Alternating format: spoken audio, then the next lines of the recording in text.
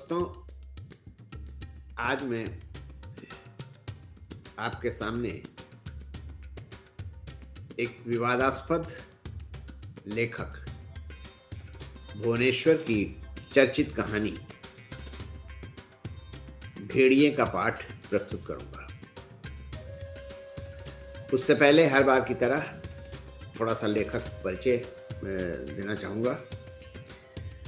भुवनेश्वर का जन्म जो है वो 20 जून 1910 को शाहजहांपुर में हुआ, शाहजहांपुर उत्तर प्रदेश में। वैसे वो खाते पीते घर के सदस्य थे, परंतु बचपन में ही मां की मौत से अचानक परिस्थितियां उनके विपरीत हो गई। इंटरमीडिएट करने के बाद उन्होंने शाहजहांपुर को अलविदा कह दिया और इलाहाबाद चले गए। उस समय भुवनेश्वर का बौद्धिक ज्ञान, हिंदी अंग्रेजी भाषाओं पर समान अधिकार, इंसानी रिश्तों को समझने का अद्भुत नजरिया समकालीन लेखकों के लिए बड़ा आश्चर्यजनक था। परंतु व्यक्तिगत रूप से स्वयं भुवनेश्वर का जीवन अभावों एवं कठिनताओं का पुलिंदा था। इलाहाबाद, बनारस, लखनऊ में भटकते हुए भुवनेश्वर के लिए मित्र मंडली के घर आसरा और कठिनाइयों का चोली दामन का साथ रहा। परंतु इन परेशानियों में भी उनकी साहित्य यात्रा अनवरत जारी रही। एक बार स्वयं प्रेमचंद ने उनसे अपने लेखन में कटुता कम करने की राय दी थी, जिस पर उन्होंने कहा था, इस कटुता की उपज के पीछे के कारणों की भी पड़ताल की जानी चाहिए। शायद यही कारण था कि वो तमाम विसंगतियां जिनका सामना करते करते उन्होंने अपना जीवन व्यतीत किया था। 1957 में लखनऊ स्टेशन पर भुवनेश्वर ने दुनिया को अलविदा कह दिया, यानी कि उनकी मृत्यु हो गई। भुवनेश्वर की नियति पर रघुवीर सहाय ने टिप्पणी की, जो कि आज भी काफी सटीक सी प्रतीत होती है। उनके साथ समाज ने जो किया वह सच बोलने और सच्चे होने की ऐसे समाज द्वारा दी गई सजा थी, जो अपने को गुलामी से निकालकर आजाद होने के लिए विरुद्ध था।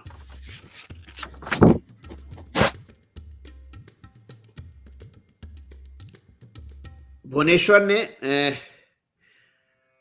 कहानियां लिखी, कविताएं लिखी, नाटक लिखे, एकांकी नाटक, और आलोचनाएं भी लिखी। उनकी प्रमुख रचनाएं जो हैं वो जैसे श्यामा, एक वैवाहिक विडंबना, एक साम्यहीन साम्यवादी, प्रतिभा का विवाह, ये सब एकांकी हैं। भेड़िए, मौसी, लड़ाई, माँ बेटे, मास्टरनी इत्यादि ये सब उनकी कहानियां हैं। प्रेमचंद ने भुवनेश्वर को भविष्य का रचनाकार माना था। इसकी एक खास वजह थी कि भुवनेश्वर अपने रचनाकाल से बहुत आगे की सोच रखने वाले रचनाकार थे। जैसा कि मैंने बताया कि वे एक ऐसा नाम है साहित्य की दुनिया में जिसने अपने छोटे से जीवन काल में लीक से अलग किस्म का साहित्य सृजन किया। उन्होंने मध्य वर्ग की विडंबनाओं को कटु सत्य के प्रतिरूप में उकेरा। उन्हें आधुनिक एकांकियों के जनक होने का गौरव भी हासिल है। जैसा कि मैंने पहले बताया, एकांकी, कहानी, कविता, समीक्षा, आलोचना जैसी कई विधाओं में भुवनेश्वर ने साहित्य को नए तेवर वाली रचनाएं दी। एक ऐसा साहित्यकार जिसने अपनी रचनाओं से आधुनिक संवेदनाओं की नई परिपाटी विकसित की। प्रेमचंद उन्हें बहुत प्यार करते थे और अक्सर कहा करते थे कि भुवनेश्वर आने वाले समय के रचनाकार साबित होंगे। उनकी रचनाओं में कलातीतता का बोध है, परंतु आश्चर्यजनक रूप से यह भूतकाल से न जुड़कर भविष्य के साथ ज्यादा प्रासंगिक नजर आती है। उनका ये मानना था, मतलब भुवनेश्वर का ये मानना था कि उनकी रचनाओं में स्पष्टतः दृष्टिगोचर है, यानी कि एक दृष्टि है। इंसान को वस्तु में बदलते जाने की जो तस्वीर भुवनेश्वर ने उकेरी है, वो आज के समय में और भी अधिक प्रासंगिक है। अब मैं भुवनेश्वर की कहानी भेड़िए का पाठ करता हूँ, और साथ ही मैं यहाँ पर जो लोग हमारे मित्रगण एकत्रित हैं, उनके जो टिप्पणियाँ हैं उनको भी आपके साथ साझा कर रहा हूँ। तो प्रस्तुत है कहानी भेड़िए। भेड़िया क्या है? खारू बंजारे ने कहा, मैं अकेला पनेठी से एक भेड़िया मार सकता हूं। मैंने उसका विश्वास कर लिया।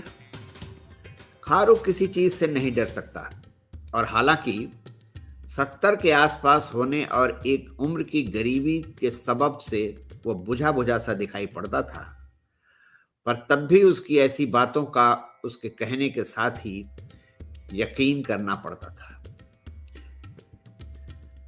उसका असली नाम शायद इफ्तिखार या ऐसा ही कुछ था, पर उसका लघुकरण खारू बिल्कुल उसके ऊपर चस्पा होता था। उसके चारों ओर ऐसी दुरूह और दुर्भेद्य कठिनता थी। उसकी आंखें ठंडी और जमी हुई थी, और घनी सफेद मूछों के नीचे उसका मुंह इतना ही अमानुषीय और निर्दय था जितना एक चूहेदान।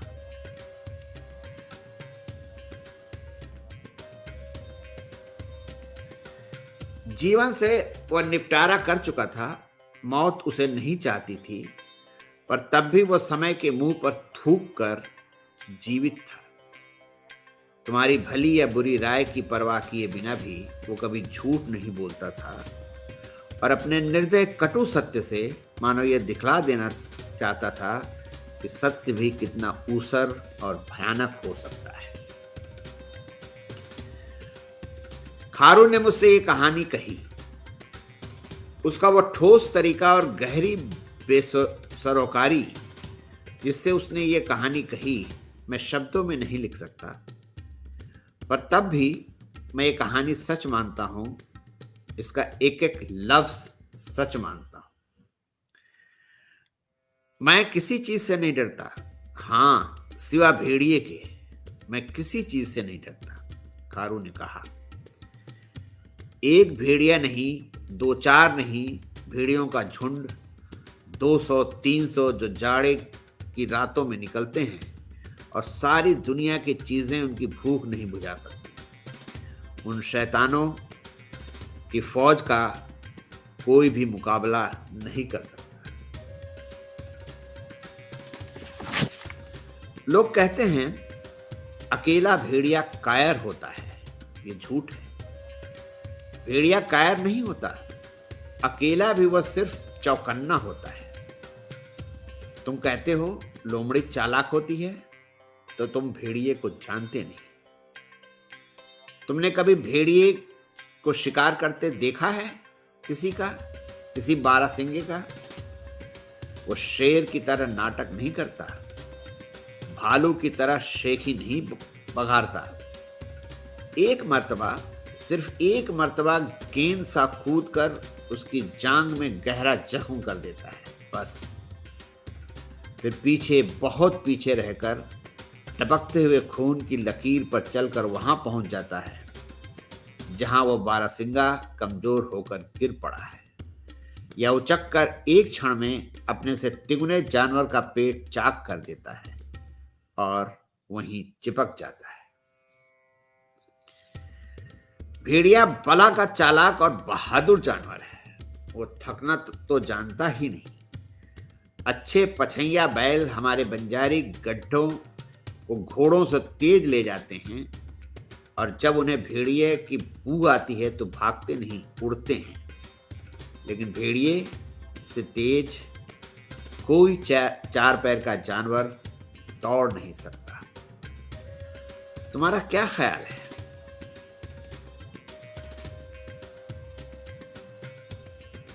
सुनो, मैं ग्वालियर के राज से आइन में आ रहा था। अजीब सर्दी थी और भेड़िए गोलों में निकल पड़े थे।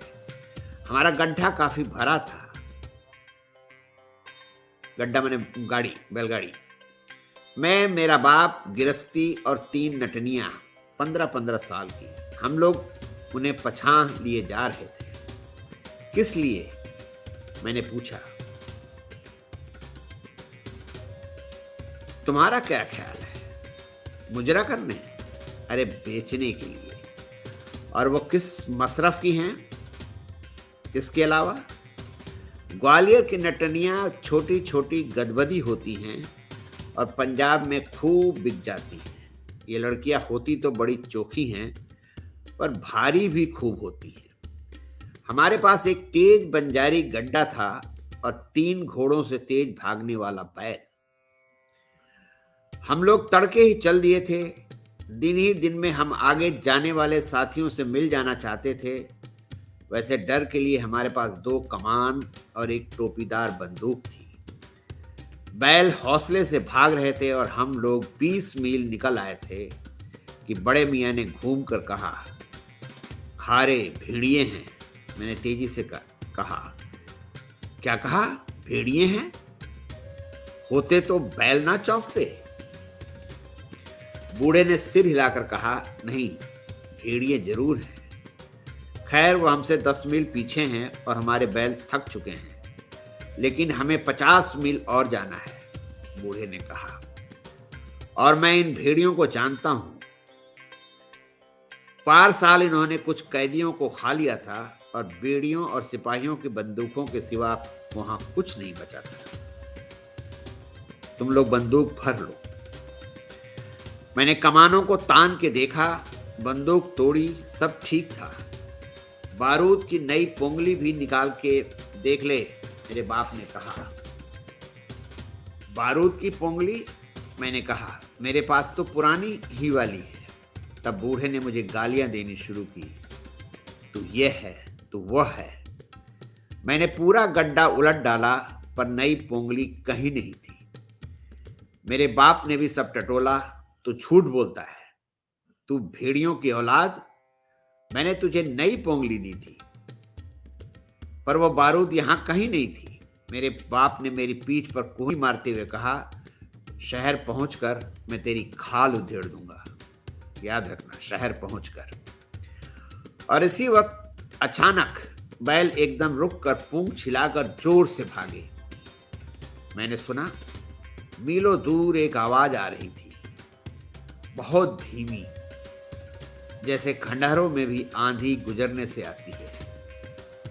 वाह वाह हवा, मैंने सैम के कहा।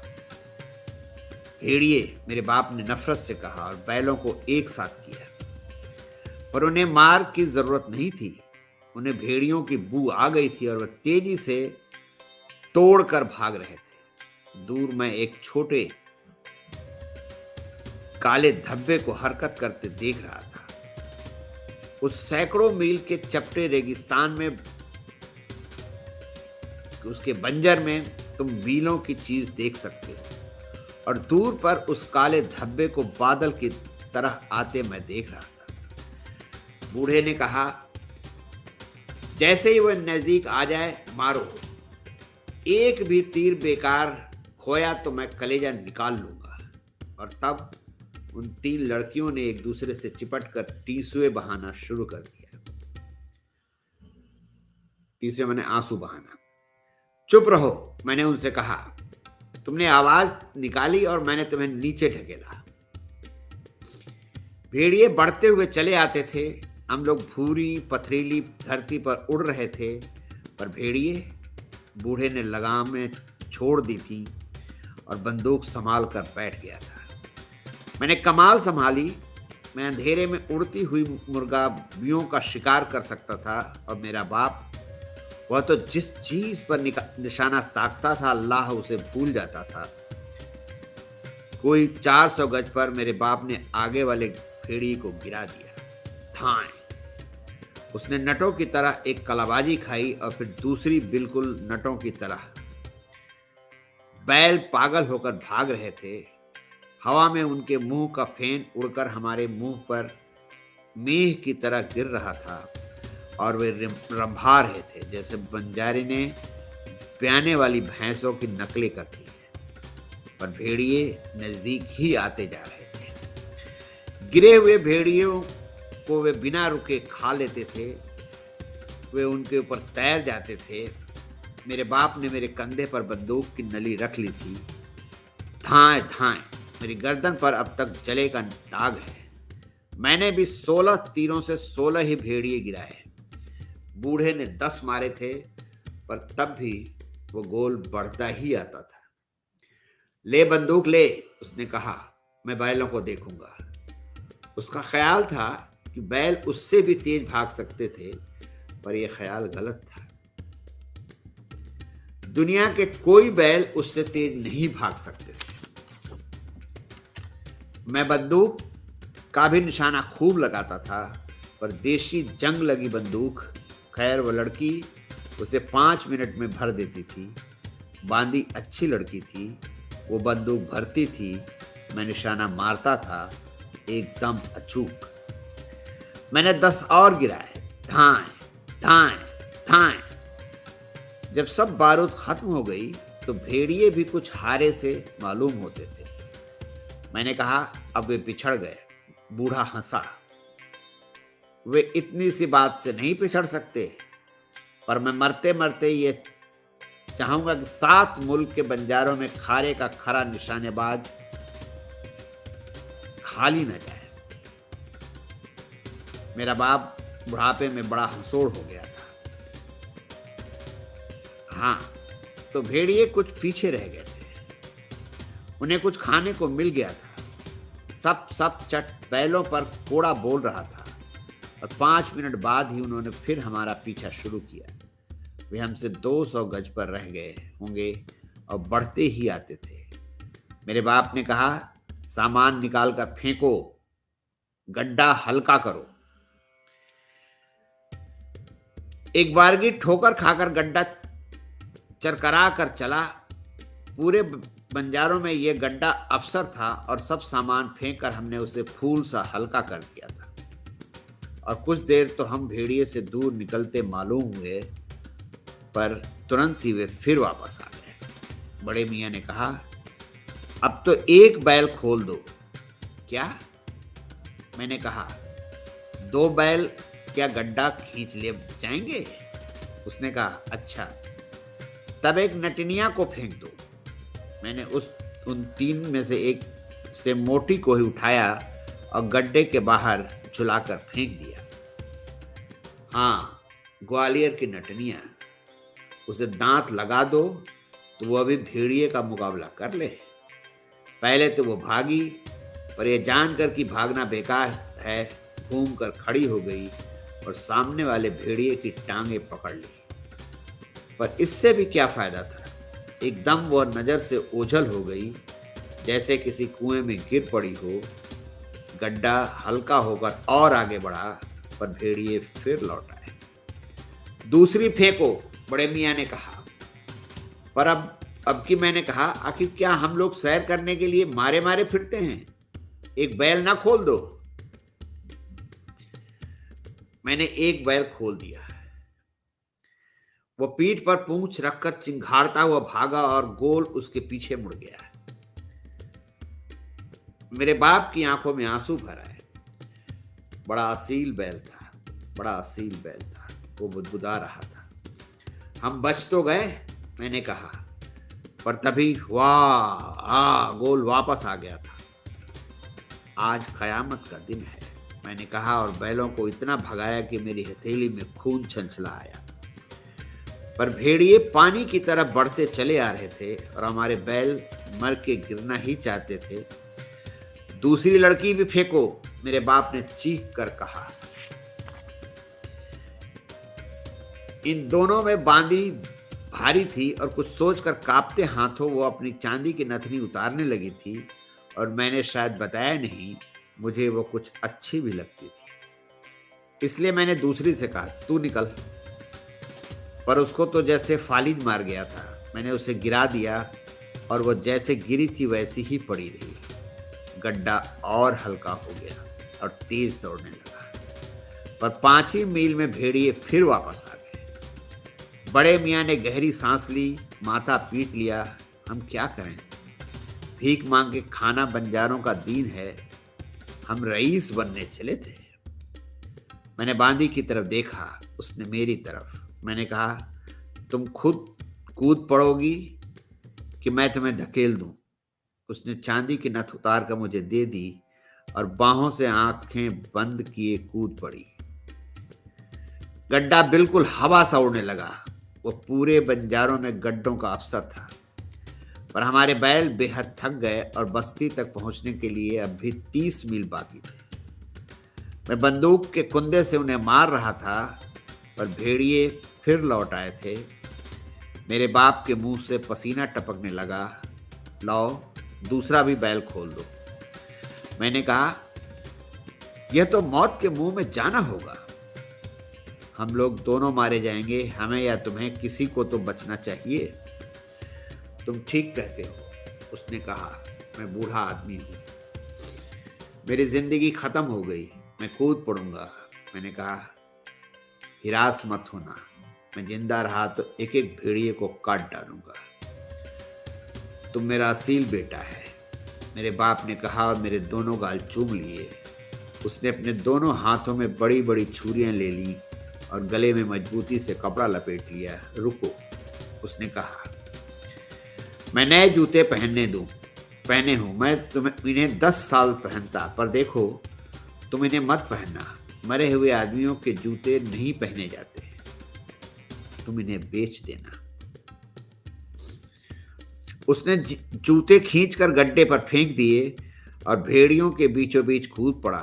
मैंने पीछे घूमकर नहीं देखा, लेकिन थोड़ी देर मैं उसे चिल्लाते सुनता रहा, यह ले, यह ले, भेड़िए की औलाद, भेड़िए की औलाद। फिर चट चट चट, मैं ही किसी तरह भेड़िए से बच गया। खारू ने मेरे डरे हुए चेहरे की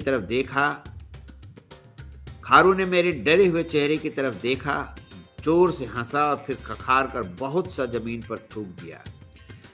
मैंने दूसरे ही साल उनमें से 8 भेड़िए और मारे। खारू ने फिर हंसकर कहा, पर उसके साथ ही उसकी आंखों में एक अनहोनी कठिनता आ गई और वो भूखा नंगा उठकर सीधा खड़ा हो गया। तो दोस्तों, ये कहानी थी भुवनेश्वर की एक चर्चित कहानी, और ये कहानी प्रेमचंद ने 1929 मेरे ख्याल से उसी के आसपास छापी थी, हंस में। और उम्मीद करता हूँ कि ये कहानी आप लोगों को पसंद आई होगी। हालांकि आप लोगों में से बहुतों ने इस कहानी को पढ़ा होगा, पर कुछ चीज़ें जैसी होती हैं जो कभी पुरानी नहीं होती, और मैं चाहता हूँ कि पुरानी कहानियों के भंडार से एक एक चुनिंदा कहानी लेकर आपके सामने उपस्थित हूँ। इसी के साथ मैं अपनी बात खत्म करूंगा और आप लोगों से विदा लूंगा। धन्यवाद और नमस्कार।